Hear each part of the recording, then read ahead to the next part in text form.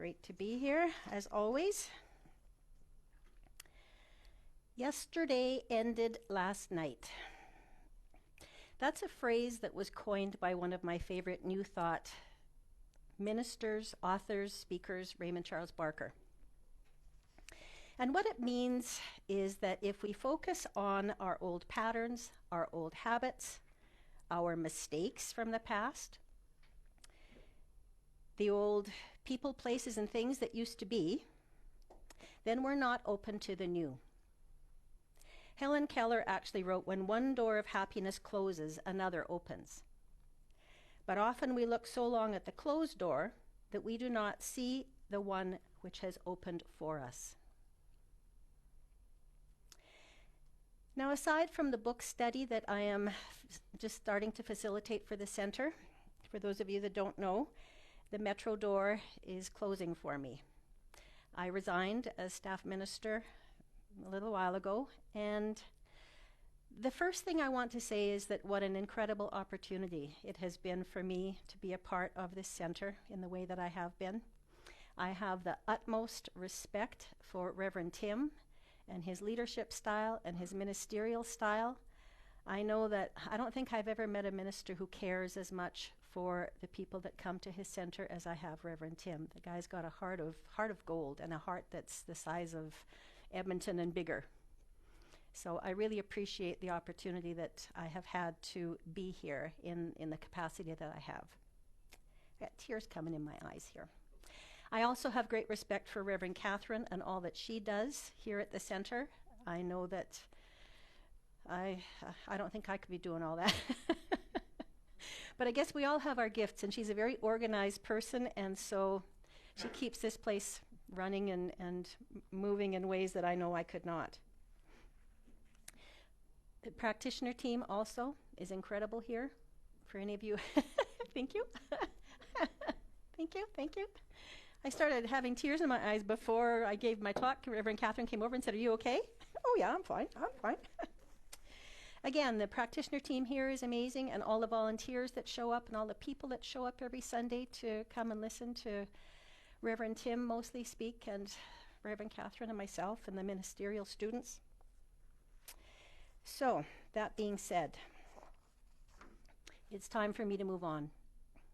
There are a number of professional and personal reasons that I am moving on, none of which I really need to go into, except one, I've got a 94-year-old dad who kind of is taking a bit of my time, so he's slowly going downhill, and mentioned to Reverend Catherine, he'll call me one day and say, "Oh, I need this," and then I get home and I get another phone call, "Oh, I forgot to tell you, I need this."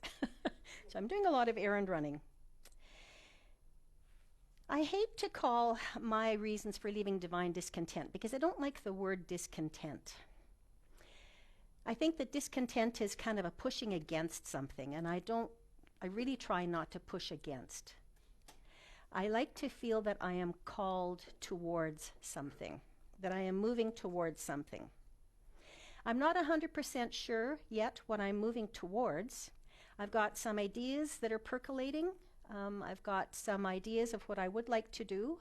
Reverend Catherine mentioned my Wisdom to Go. I've got a blog and an Instagram account, so if any of you are interested in checking that out, it's all Science of Mind Principles. And again, the Spiritual Living Yeg, I'll be doing that for a little while yet, so check that for sure. That's the Instagram. I have followed my inspirations for decades. That's how I live my life. And I have been guided and led to the perfect people, places, and things, always. I remember years ago, in one of my 26 moves, that I felt like I really needed to release the old.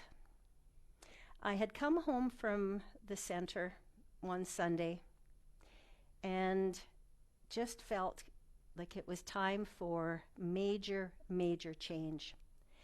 People would come to my house and say, "Gee, I like that picture." And I'd say, "Take it, it's yours." "I love your coffee table. You got it." I'm sure my neighbors were wondering what the heck was going on as all my furniture was leaving the house, one by one, all these individual burglars coming into my house or something.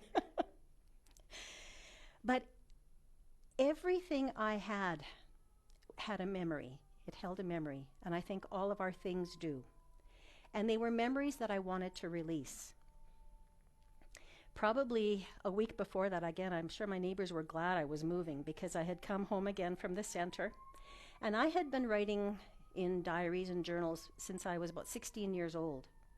And once again, I just felt I wanted to release it. I had always thought, oh, I'll keep these, and when I'm old and sitting in my rocker, I'll read them. And I realized I don't ever want to read that stuff again. I don't ever want to focus on what I was going through ever again. So I had a fireplace in my house. It was a 30-degree summer day, and I was stoking the fireplace. There were, I'm sure, black flames coming out of my fireplace chimney for the whole afternoon. Again, neighbors probably wondering, is this woman okay? But it felt so good. I gave away, I bet 90% of my furniture, all my kitchen appliances, like everything. I'm sure it was 90%.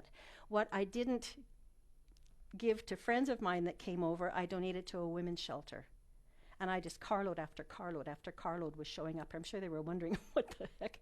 But it felt so good to do that because I knew somebody else would really appreciate having something new to use. So I started, once I moved, pretty much had an empty house, I started buying new furniture and accessories for my new house. And I would not buy anything unless I walked into a store and went, oh my God, I love this. I love this. I didn't buy anything that was like, maybe it's okay. I had to absolutely love it. So slowly but surely, I refurnished and re-accessorized my new home. One thing that was missing, though, was a big picture for above my new couch. Now, I started hunting for that. I started making a point on Saturdays of going to every furniture store that I could see in the phone book and looking for my picture. Nothing. And again, I found from experience that when I push and when I'm trying to make something happen, it never does, right? So I go for coffee with a friend of mine. We're sitting in a well-known coffee shop, having a beautiful chat, drinking my latte.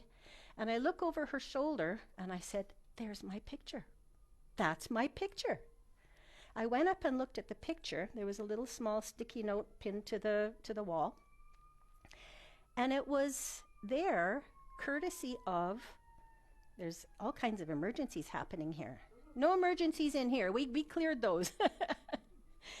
There's a little sticky note pinned to the wall, again, courtesy of a nearby furniture store, just with their name. No price. I didn't know if it was for sale. So it was a furniture store that I had been to the week before. Anyway, I went there after we finished our coffee. Sure enough, it was for sale. I paid for it, went back to the coffee shop, took my picture home. And I have it still over my couch, and it is a reminder for me that when I want something, all I need to do is let it go. I just need to go have coffee with my friends or go do something fun, and what I want and need comes to me with ease. Because that's how things have worked for me for a very long time. When I am clear that it's time to move, release the old, take my mind off things, be open to the new, presto, changeo, that's when they appear. Raymond Charles Barker writes, religious science is not going back, it's going ahead. Because in an unconscious way, we are demonstrating the teaching that yesterday ended last night. That an idea concluded is an idea concluded. So it's us and our willingness to let it go.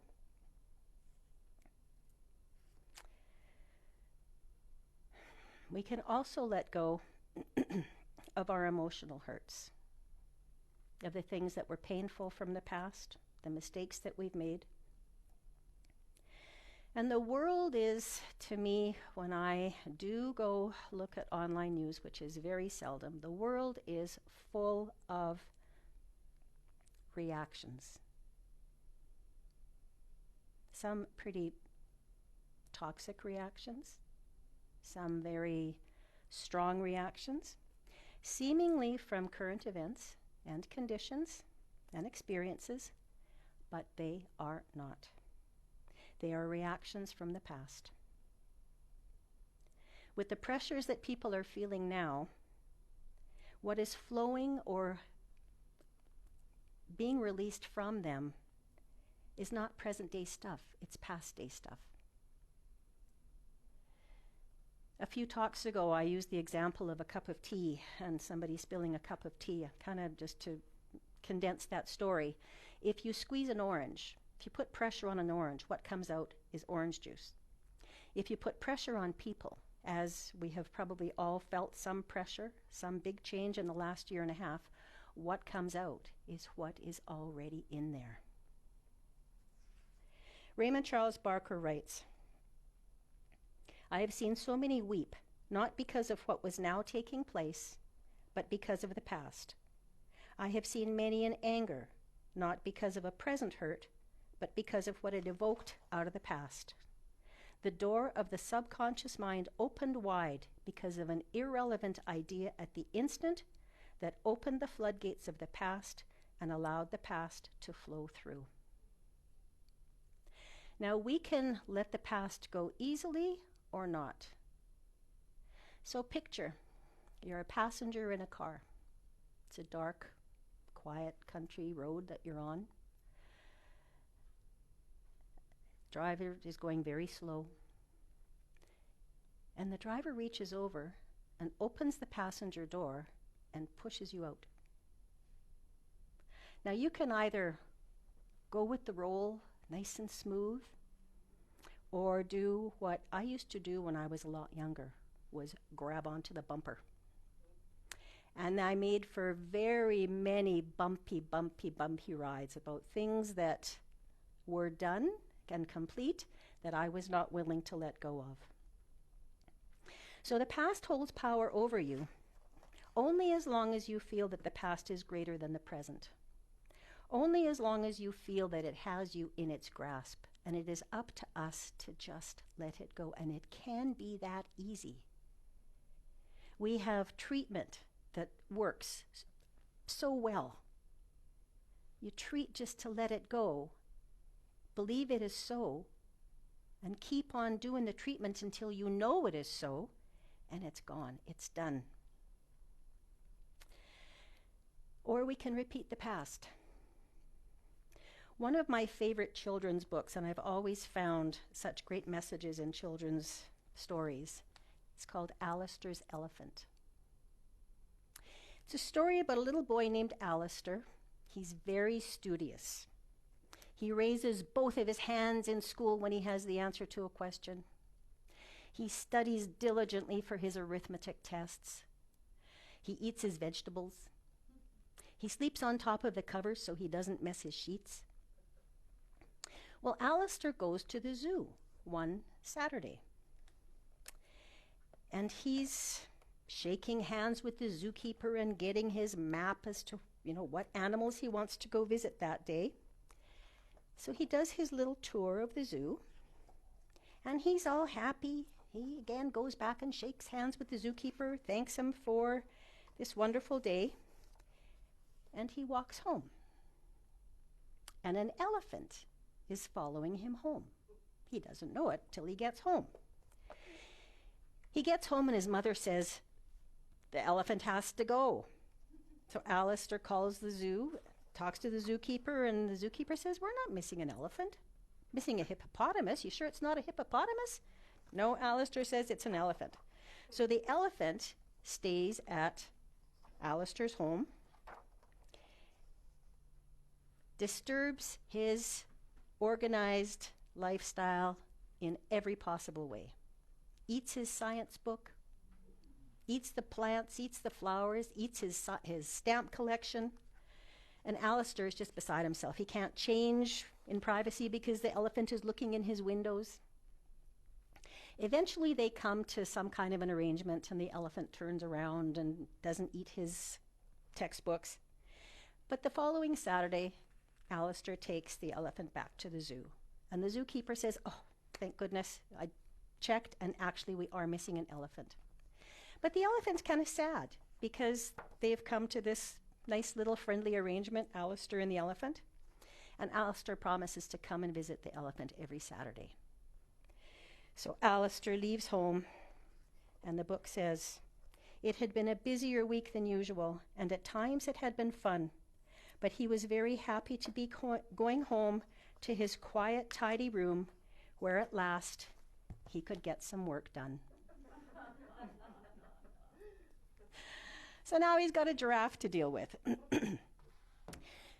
So again, unless we're doing our inner work, unless we are practicing this teaching, putting it into application in our lives, we just keep on repeating the same old, the same old. And I did that for many, many years. So, to release the past, Raymond Charles Barker writes, "See it as an experience and growth and nothing else." See it as an experience and growth and nothing else. I don't know about you, but I was brought up to believe that mistakes were horrible things. My dad was a university professor, very academic, very left-brained. Academia was it. I remember I came home with an exam, I don't remember what subject it was, showed it to him, I was so proud, got 98%. And his response was, "Why didn't you get 100? Like, okay. So work through your stuff. As Reverend Catherine says, what in me created this? It is always, always, always a result of our consciousness. And I know people resist that, and it's nothing to do with fault. See it as experience and growth and nothing else. Nothing else. What do I have to learn from this? What is going on in my consciousness? What old belief do I hold that doesn't serve me anymore? When it dawns on your consciousness that yesterday ended last night, you will be the person that is forever becoming, that is forever making things new, that is forever creating bigger and better. And it can be staying in the same place, and it can be moving someplace else. You know what's right for you. We all do. Again, when I look at the news, and I think I've mentioned this in talks before, I can feel that angst I can feel the energy of the news. And I can either match it with my own angst, or I can say, this is not where I want to hang out. That's not the energy that I want to have my consciousness be. I can choose something higher. I can choose the greater idea. I can know the greater truth. And this teaching teaches us the greater truth. And that truth is, as Reverend Tim so often says, there is only one. There's one. There's no duality here. There's one. And as long as we stay so tuned into that, all that other stuff, it's just, I think Reverend Catherine said, it's just noise. It's just noise that we don't need to pay attention to. Because when you are holding the high watch, when you are knowing that greater truth, then you see what you've never seen before. Then you see those pictures over the shoulder of your friend in the coffee shop. Then you see the miracles that happen every day. Then you see the beauty of the sky.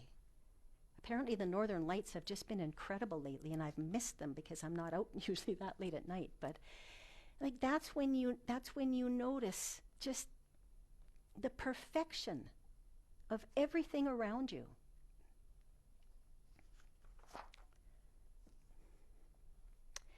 I have mentioned many times that my upbringing was interesting, and I'll use that word interesting.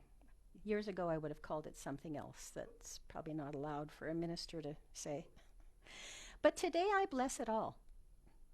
I give thanks for absolutely every single mistake, circumstance, event, experience that happened, because I see them for what they truly were. My opportunity, what did Raymond Charles say? To see it as experience and growth and nothing else. Nothing else. If I had it to do over again, I don't know that I would even make different choices. Even though some of them, lots of those grabbing onto the bumpers were pretty darn painful. but I grew. I remember before I came first to the center and started studying the science of mind, my words to myself were, Julie, you are the common denominator in all the garbage in your life. I mean, I can see that person did this, and that person did that, and this person did this, and this thing happened, but I was the one standing in the middle, and it was my consciousness that was creating it and drawing it all to me.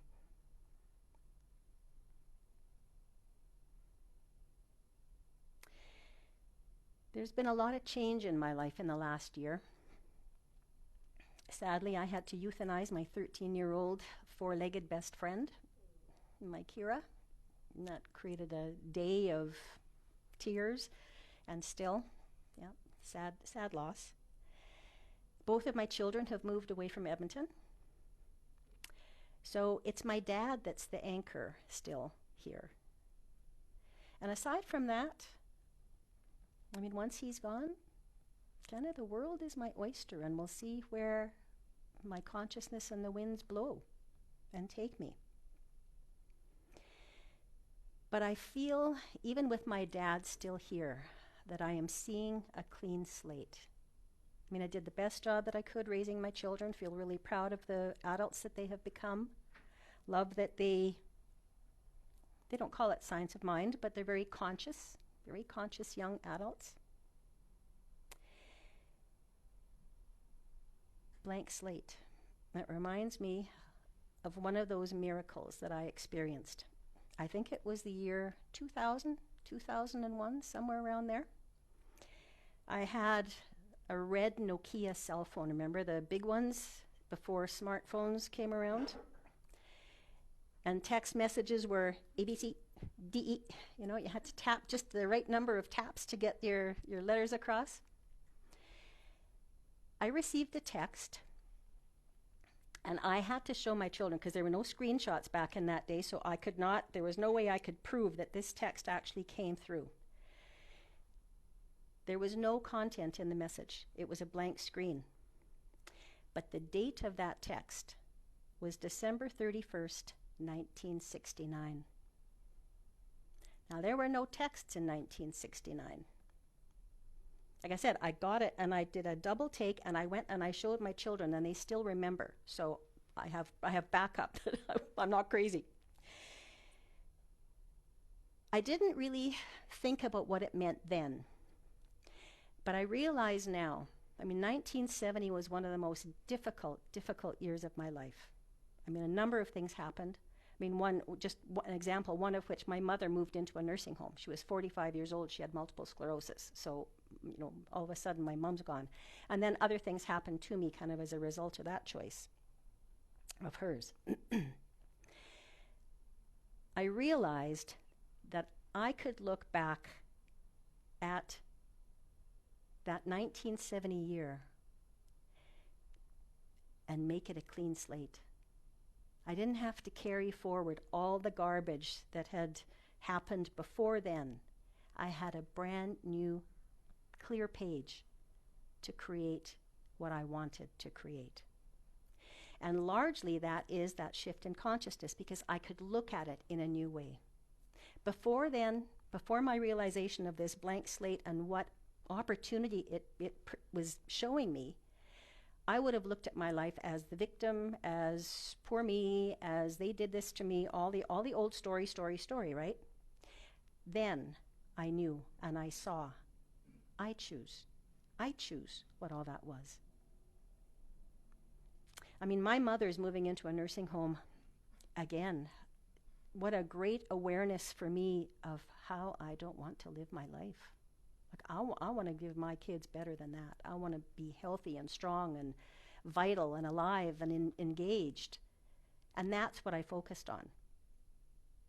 So again, we can look back at all the things, all the people that did me wrong, or we can look at it as the gift that it was. I remember an old country and western song. The title was, I Knew We Were Through When He Flanged Me Down the Well. So we can either feel flanged down the well, or we can rise above and know that This is perfect. This is all divine. It's all good. So every day is a blank slate. Yesterday really did end last night. Whatever has happened in your life up to last night or 5 minutes ago, it doesn't matter. What are you doing with your life now? Where do you want your life to go now? What do you want to create? How do you want to feel? It's all your choice. So let's create, not recreate. Let's view, not review. So every morning, wake up and say, yesterday ended last night. Today is a new day. Today I know that God is for me, that life is for me, that it's all good, it's all God. I am right here, I am right now, and all is oh so very well. And so it is. Oops, my mask. My mask, my mask.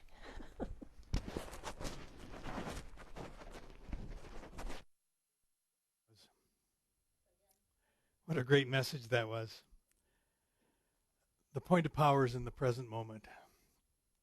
Always.